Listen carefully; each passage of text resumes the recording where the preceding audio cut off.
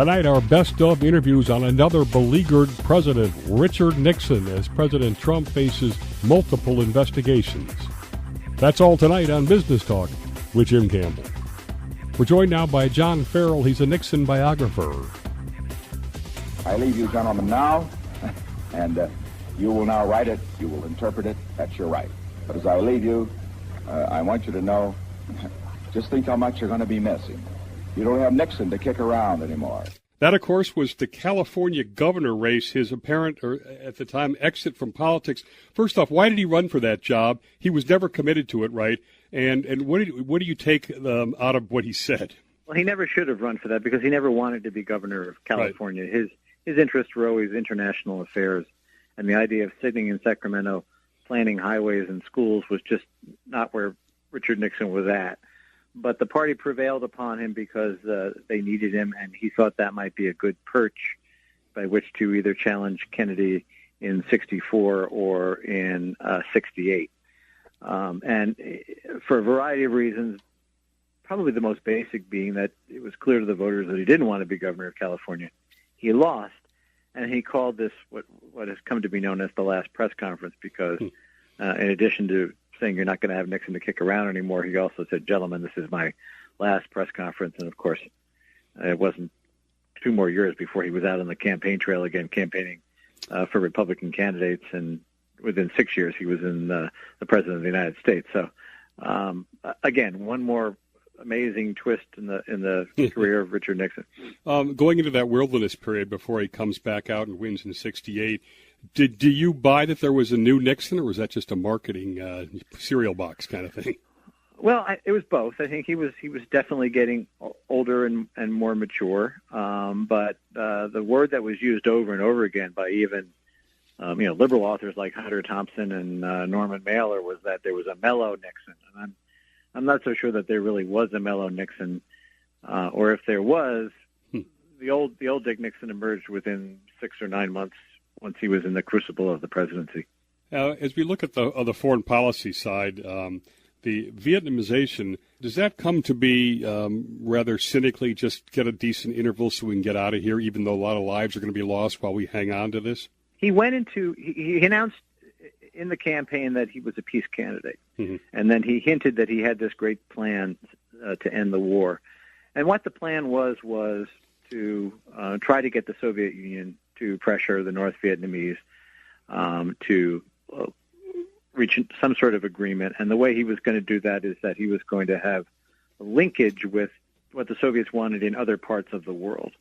And he never offered them, or they never really wanted anything that was worth having their foremost rival bogged down in this horrible war in Southeast Asia. And so that didn't work, and so they had to come up. They, meaning Nixon and his advisors, most notably Henry Kissinger, had to come up with alternate plans. And the best they had was a slow withdrawal by turning over the country to the Vietnamese, and it would be a race because there was no. They didn't have any confidence that the South Vietnamese would be able to handle their own defense against the much more motivated and hardy and equipped and experienced North. Before he felt he had to get out, which was by the 72 elections. So it was cynical in that regard. In order to get out, he had to go to both the Chinese and the Russians and say, look, we're not asking for a final deal. We're asking you to pressure North Vietnam to give us what became known as a decent interval where we can go home with our flags flying, win re-election, and pretend that anything happens after we left is just the South Vietnamese ineptitude, which pretty much is what we got. We didn't get much of an interval, and it certainly wasn't very decent. It's very much unknown. I don't know if the word is liberal or not, but forming the EPA, the Clean Air Act, a health care proposal, a welfare proposal, OSHA. I didn't know he did Title IX, which is a big sports equality, desegregation. What do you think about the domestic side? And did he try to portray he didn't care? What he wanted out of the domestic side was to do what the people wanted, and this was still an era of activist government where people expected government to fix stuff. They had you have to remember that his generation had used big government to defeat Hitler and Stalin, and build the interstate highway system and a whole bunch of other wonderful things so the government did not have the connotation that it had later on after Jimmy Carter and when Reagan came in and said government is the problem. Some of those things, he had a Democratic Congress, so a lot of those things were thrust upon him.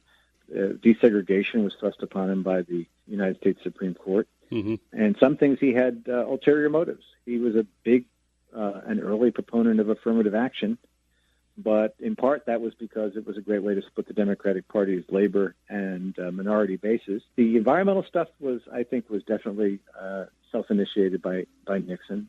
He was in office for more than a few weeks when they had the big Santa Barbara oil spill, which was one of the first big environmental catastrophes. It really fueled the environmental movement that followed. And Nixon was quite content, very happy to sign all those legislation that the Democratic Congress sent him.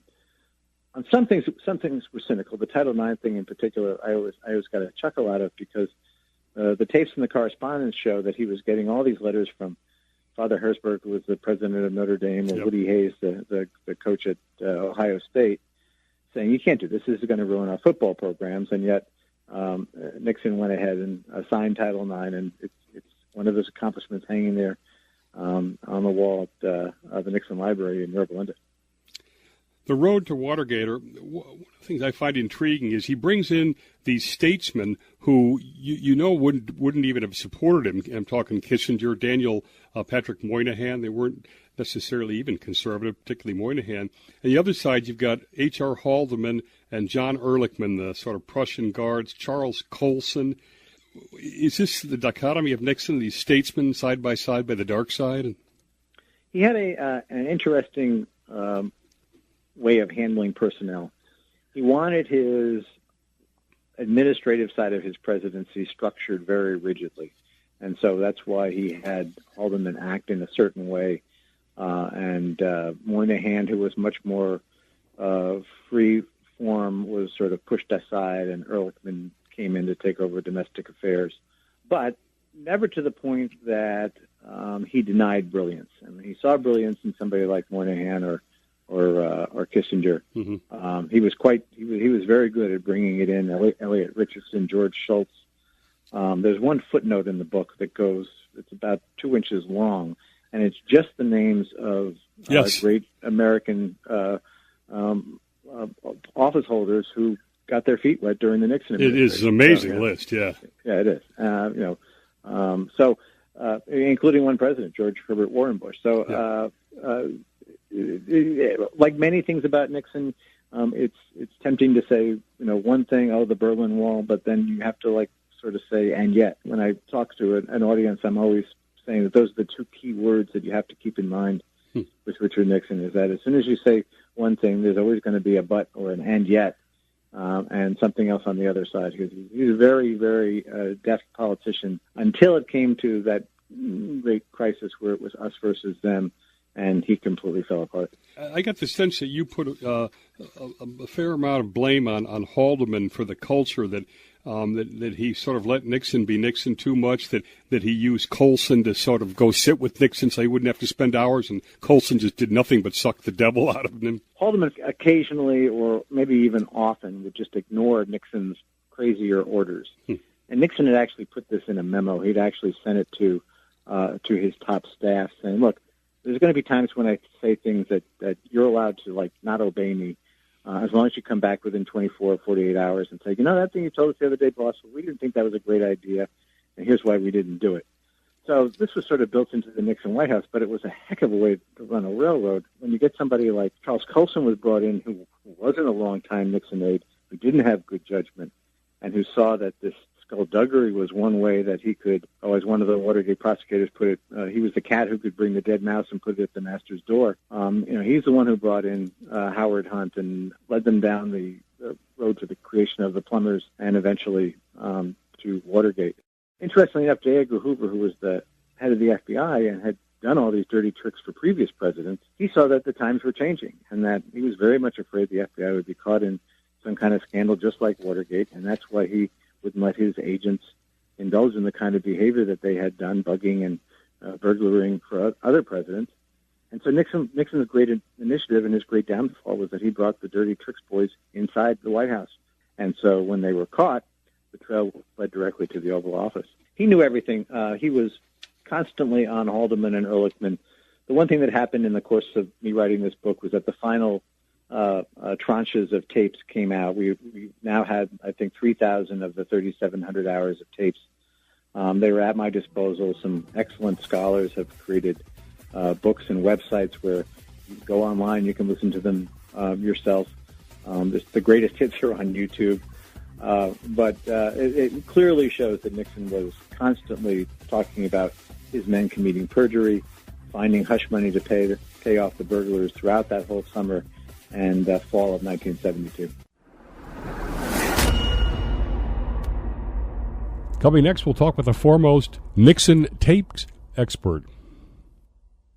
Attention small business owners. Growing your business can be tough. Just when you thought you were making money, you found out that you owe the government money. And now that you owe the IRS their cut of your business profits, you may be broke. And if you don't take things seriously, you could go to jail or have your business shut down. But you do have an option. If the IRS is threatening you for unpaid taxes, call the Tax Resources Network. Their tax professionals and ex-IRS agents have over 23 years of experience dealing with the IRS, saving business owners and the self-employed millions in tax dollars. Let us negotiate with the IRS on your behalf. We may be able to reduce your tax debt for a lot less than you owe, help with the IRS audit, and even criminal investigations. If your business owes the IRS $15,000 or more and the IRS is threatening you, don't wait and let your business get shut down or worse. Call for a free consultation.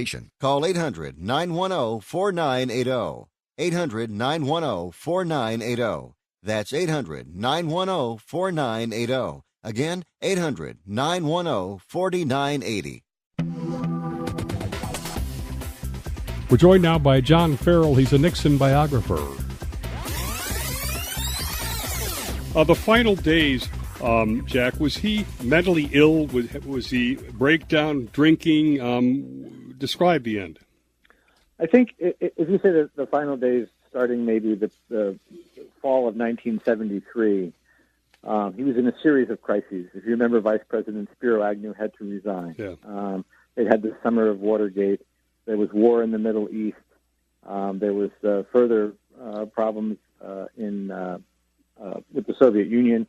And so Nixon was under a tremendous amount of pressure, and he was drinking heavily. It's somewhat exaggerated, I think, to say that he was smashed all the time or that he couldn't perform the duties of his office. But even some of his most fervent defenders within the diplomatic community and on his staff said, yeah, this was a problem that they had to work around in 73 and 74. And, of course, by the time of the summer of 74 came along, he was under just tremendous stress and almost died from attack of phlebitis and depression when he went into exile in San Clemente after resigning the presidency.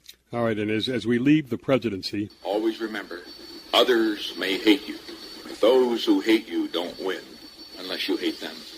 And then you destroy yourself. That quote has always blown me away because it's like the only time that Nixon has ever been sort of introspective and insightful, right? Right, and it's at the very end, and all of a sudden there's this amazing moment of self-recognition. Yes. And it's so sad. And one more time, the marvels of the Internet is that anybody who's listening, you can watch him say that. And I challenge you to watch him on YouTube and not feel a sense that this was one of the truly great tragic moments in American history. Just an amazing moment. And he wore glasses, which he never wore to read, and the whole thing. It was now in exile. Did he get this drive for resurrection, wallow in self-pity? How did he turn it around? Or what was his drive? I think he turned it around by writing books. He made money doing that. He had some very rich friends who still protected him after he left the presidency. I think the David Frost interviews were a masterful stroke on both Frost and Nixon's part. They were really gripping drama. But his efforts to worm his way back into diplomatic circles were capped, I think, by the fact that he was so politically toxic. At his funeral, Bob Dole gave the eulogy and broke down crying. I remember that. Yeah. Yeah. Among other things, Nixon was the one politician who always remembered to extend his left hand to shake hands with Bob Dole because Bob Dole had been wounded and lost the use of his right hand. But Bob Dole had this wonderful joke. Same guy, Bob Dole, who looked at the funeral, seeing Jerry Ford, Jimmy Carter, and Nixon going off to Anwar Sadat's funeral, said, there they are, hear no evil, see no evil, and evil. Jack, that just reminded me, talking about funerals, Nixon controlled his emotions all his life, but I remember at Pat Nixon's funeral, who everybody thought he sort of almost abused, that he almost looked like he was collapsing. Yes, the agony on his face. Yes. At a funeral, it's hard to take. There's a picture in the book taken that day, and it's hard for me to look at. Did he got Ford, Carter, Reagan, George H.W. Bush, Clinton succeeding? Did he respect them? Did he respect any of them? Did he think they were in his league? No, definitely not. I think that he respected certain gifts that each of them may have had. Interesting that you say that, because I always feel that 100 years from now, people are going to look back at the Cold War presidents, and they're going to judge them as a group, and I think they're going to give them pretty high marks for having navigated this very dangerous period where there were 40,000 nuclear weapons on the earth pointed at these 2 or 3, 4 countries, and we managed to skate our way through it. And so I think they will get good marks, and I think he will be always sitting there with Truman and Eisenhower and JFK and Johnson and Jimmy Carter and Jerry Ford and finally Reagan. They'll all be seen as stewards in a very difficult time, and I think that their violations of civil liberties and the brush wars that they got us into, the proxy wars, will be taken into account. One of the things that I've noticed just in doing the book and going around and talking to young audiences is how much Vietnam has receded and is now being put up on the shelf there next to the Korean War as something that happened a long time ago, that there was a modest loss of life, but not the big searing event that it was to those of us who lived through it. Right. As we finish up on the legacy side, they talk about blessed are the peacemakers. Do you think will he get a peacemaker credit? Do you see him ranking anywhere high? Well, it's amazing. He's in the mid-20s, which you would think he'd be down there with James Buchanan at the bottom. But I think because of the domestic legislation that he signed, I think because especially the vision of taking advantage of the split between the Russians and the Chinese, and opening China was a masterful stroke. Others might have done it, but he's the one who did it. So I think he'll always be the president who resigned. I think he'll always be a fascination to young people as the guy who's the cartoon on The Simpsons, the caricature of the bad guy. And yet, because of China and because of some of the other domestic things that he did on EPA and others. Did you come away with a fundamental insight or something you didn't know about Nixon?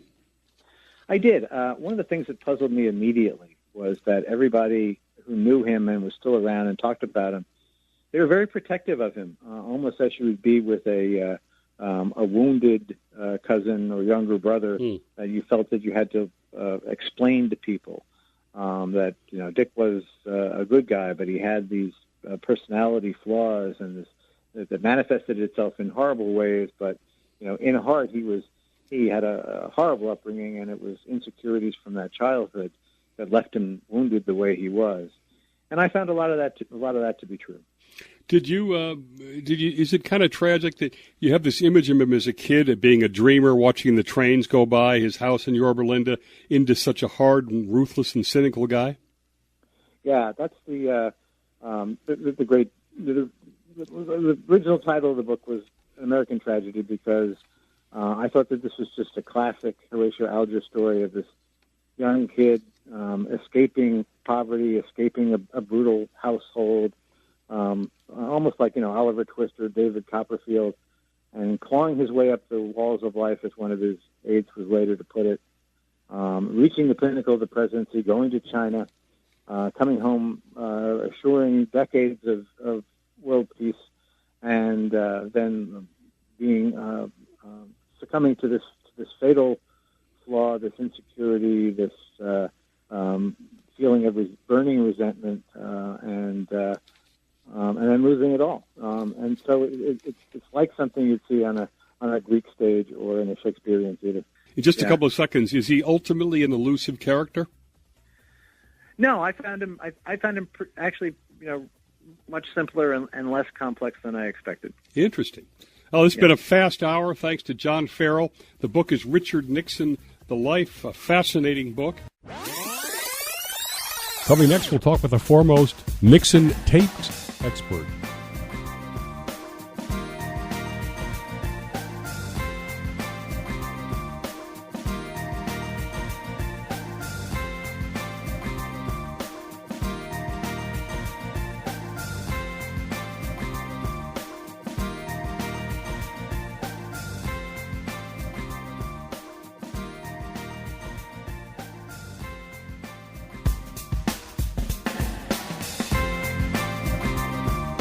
Joining us now, he's an assistant professor at Texas A&M University. We're talking with Luke Nichter. He is acknowledged, even at his young age, as the foremost expert on the Nixon tapes. From the foremost authority in the nation on the Nixon tapes, we dive deep inside the Watergate scandal, Nixon taping himself covering up Watergate. Today on Business Talk with Jim Campbell, Luke Nichter is an associate professor of history at Texas A&M University, Central Texas.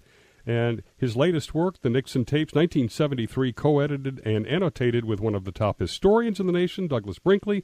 This is volume 2 in their books on the Nixon White House tapes, 3,700 hours of Nixon taping himself in an epic Greek tragedy, ending up with his self-destruction. And we're glad to have him back for his second time. How are you, Luke? I'm doing great. Thanks for having me on again. Another monster, 819 pages, but serving history, and of course you can't put it down. And let's get the basics out of the way first. Did you actually and have you actually listened to all of those tapes and the transcripts that are in the book? How do you work with Brinkley, and do you end up paranoid like Nixon after listening to all this? Well, lots of loaded questions there, I think. Yeah, absolutely. Everything that's in the book, I have listened to myself and transcribed. People sometimes ask me, "Have you listened to every single tape?"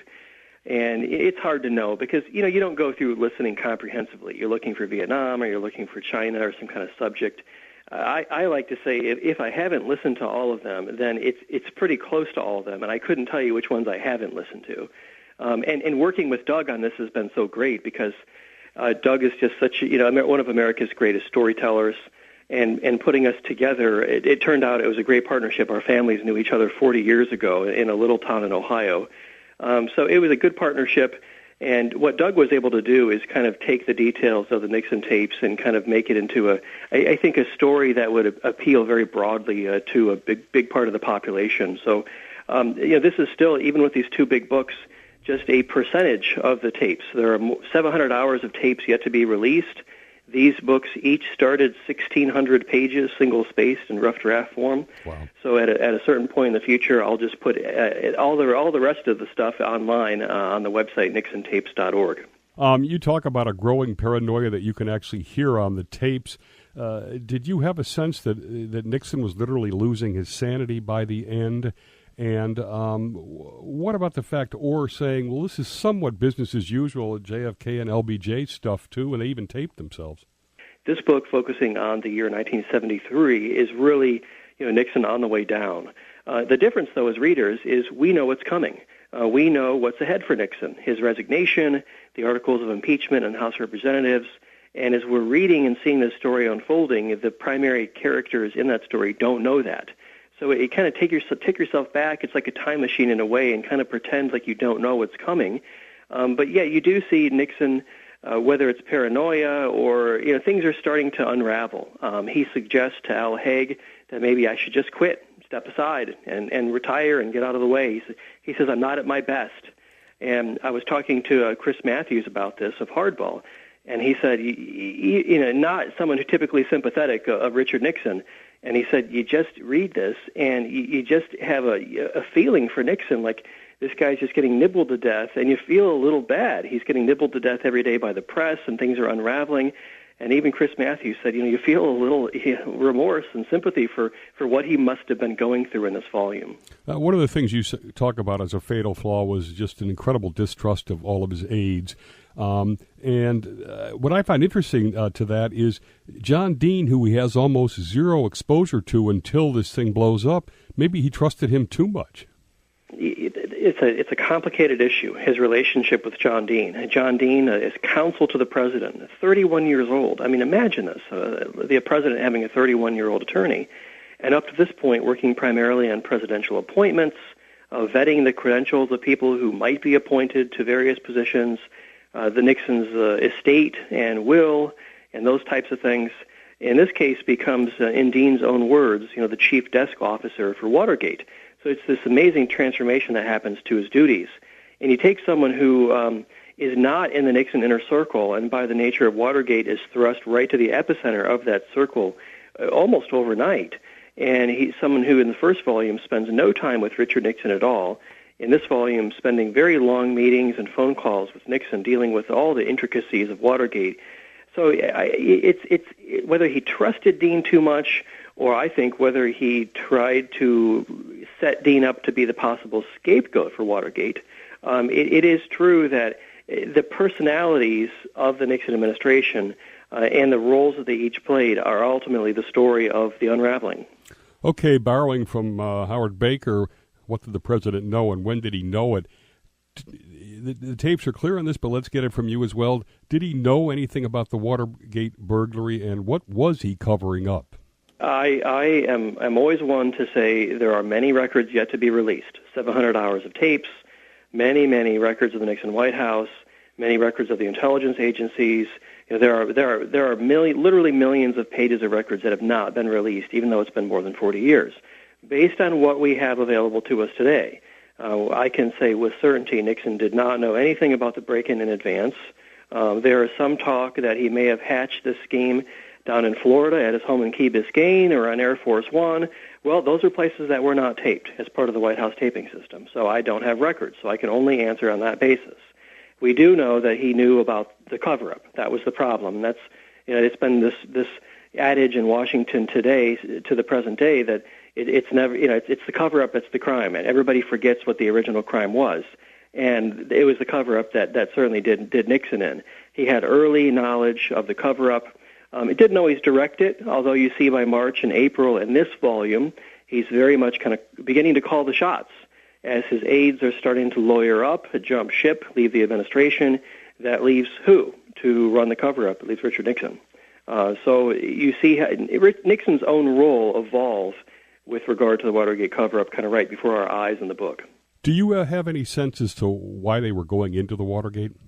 Oh, this is one of the key questions. 40 years later, we still do not have definitive answers to why they broke in to the Democratic National Committee offices in the Watergate building in Washington, what they were looking for, why did the burglars all have backgrounds in the intelligence, CIA, FBI, and there are whole library shelves full of books that postulate why they were in there in the first place, which 40 years later we do not have the hard evidence.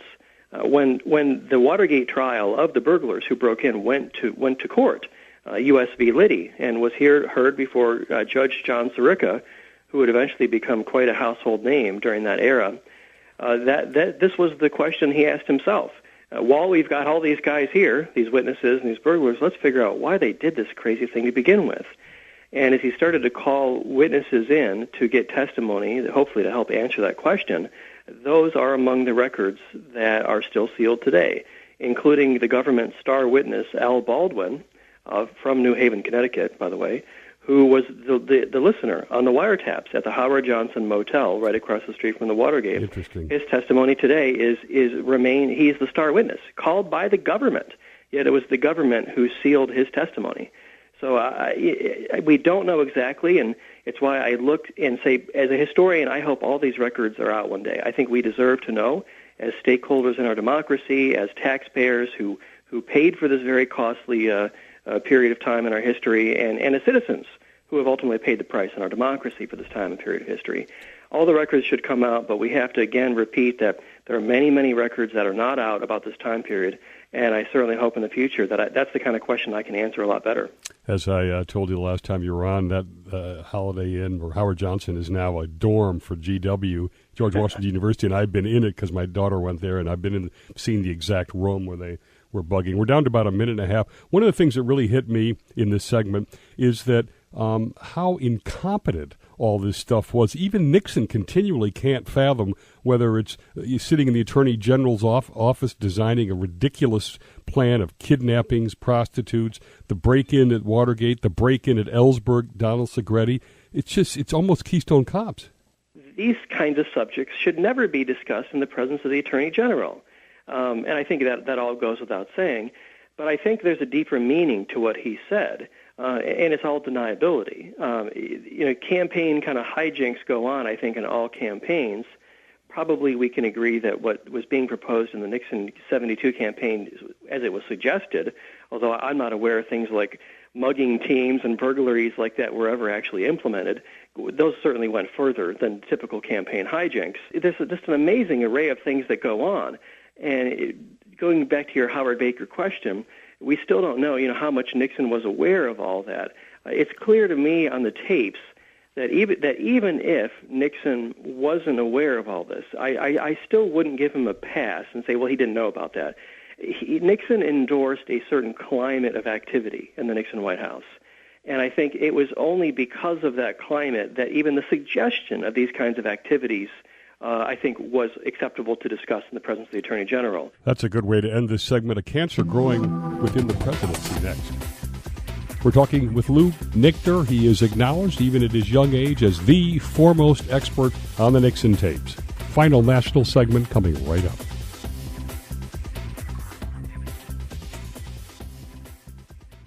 Forensic Talk with Jim Campbell. All talk and all crime. The nation's biggest murderers were the go-to source for the Moxley murder and the Skakel appeals. Financial crimes on Wall Street. Inside the crimes of Russia's Putin and more. The facts, the forensics, the inside stories. From the host of Business Talk with Jim Campbell, it's Forensic Talk with Jim Campbell. All talk and all crime. Learn more about Forensic Talk with Jim Campbell by visiting Park City Productions 06604's Facebook page. That's Park City Productions 06604. And we're back. Nixon tapes expert Luke Nichter. By the way, we had John Dean on the show a while back when his book came out. Do you have any sense about what's on the 18-and-a-half-minute gap or any opinion on that? Oh, geez, I wish I could tell you that we found the transcript and it was in the book. We talked briefly about this last year, what we have in the book, this is the first volume, focusing on 71 and 72, which came out in 2014. What we have, everybody has focused on the erasure, the actual 18-and-a-half minutes of erasure. They listen to the period right going into the erasure, what comes out of the erasure. What were they talking about just before? What were they talking about just after? How was that left in, but the part afterwards or before was erased out? And it really doesn't give any great clues. Forensics and kind of CSI-type techniques have been done on the audio to try to determine when the erasure was done. Millions of dollars have been spent on this thing, and I can't say we know any more about it after that. But what I can, suggest, and what's in the first volume, is this is a long conversation. It's about a 90-minute conversation. And about 45 minutes after the erasure takes place, this was Nixon talking to Bob Haldeman a few days after the Watergate break-in in June of 72. They say, now as they transition in the conversation, now back in connection with wiretapping, if you look at the available portion of the tape, the non-erased portion, there's no conversation about wiretapping or wiretapping policy. And that would have been a very sensitive subject, of course. The Watergate break-in happened as a result of wiretapping illegally that took place in the Howard Johnson by Al Baldwin. So that's the best clue that I can give your listeners, is that later in the conversation, which nobody pays attention to, that's the phrase that's used, back in connection with wiretapping. So we can only lead to believe that's what it's about. Do you have any sense of why Nixon wouldn't have destroyed the tapes? Well, Nixon was advised to destroy the tapes by a lot of his inner circle that he trusted. And obviously, because we have them today, he went against that advice, for better or for worse. I can only suggest that he taped... I think he planned to go in retirement, and much like a man he very much admired, Winston Churchill, who wrote a multi-volume memoir of his time in World War II and really made a living writing books that in some cases were only so-so. He's a good writer, though. I think Nixon planned to do the same thing. Take your tapes, go into retirement, write a lot of books, remain relevant, make a good income. That's the greatest treasure you could get from your entire time in the White House. And so I think Nixon thought ultimately that the battle would not be waged in 71, 2, 3, and 4. it will be waged by historians decades into the future, even after he's been gone more than 20 years now. And so I think Nixon thought, I've already been damaged as much as I can possibly be damaged by these tapes. By destroying them, I'm making those damages permanent to my legacy. And there's enough other things on the tapes that are better for Nixon. I think Nixon thought in 20 years, in 50 years, it's been 40 years now, that maybe a younger generation will see me a little bit differently. And so this battle that it now has been fought for 20 more years without Nixon over his legacy, because he's been dead since April of 94, continues to this day. And as more tapes come out, we continue to reevaluate his legacy. I think Watergate remains the big cloud over his entire presidency, but lots of tapes are also being released on other subjects. And that's where I'm going now, other subjects. The non-Watergate, you talk about a masterful overview of the China, Soviet, the whole deal, even India and Japan. Do you think that the Nixon presidency could have been a great presidency absent Watergate? When in these other non-Watergate moments, what sense do you get? I don't know without Watergate whether it would have been a great presidency. I think we could clearly say it would have been above average presidency, because the opening to China in 1972, the beginning of that very complicated relationship, seeking peace with the Soviets, kind of really the beginning of a long process to end the Cold War. There are other areas that are, I think, very good for the Nixon legacy. But the reason I'm hesitant to say it would have been a great presidency is it still would have been a controversial presidency. This is still, the Vietnam War took 4 more years. The bombing and expanding the war into Cambodia, Kent State, the lasting image kind of we have of Nixon himself. So I think Nixon would be given a lot more credit for some things if Watergate wouldn't have happened. But no matter who would have been president during that time, I still think it still would have been, there'd be a lot of controversy. You've listened to these, and you talk about Nixon's tone. During Vietnam, parts of the tape, he's often, wanting to be, I want to be the madman, the tough guy. And, of course, there's a lot of this tough guy stuff. Do you think that Nixon is sort of acting somehow in these tapes where as what he thinks the president should be, and so he looks worse than he really is? Nixon never planned for us to be able to hear these.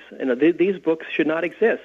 These were by statute at the time when Nixon made these recordings. These were his personal property. And so he does these things. I mean, he said things on the tapes completely unguarded, never expecting anybody but him or those he granted access to ever listen to these things.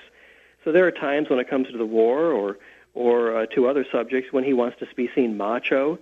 This madman theory has been written about quite a bit with Vietnam. So no, he said things in a completely private way. He didn't choreograph these conversations, I don't think, because he never thought anybody would listen to these things. What do you see now as you look into this guy, if you can? He's reelected in huge 49 out of 50 states, era of peace potentially looming. I mean, major moves on China and Russia. His mindset ought to have been almost euphoric. Why did he seem almost depressed? Did he know Watergate was going to blow up? Well, he didn't know Watergate was going to blow up. In late 1972, so he'd just been reelected, just like you say, in a landslide against Senator George McGovern. Watergate looked basically to be controlled. It didn't, the burglars were still about to go to trial, but they hadn't yet.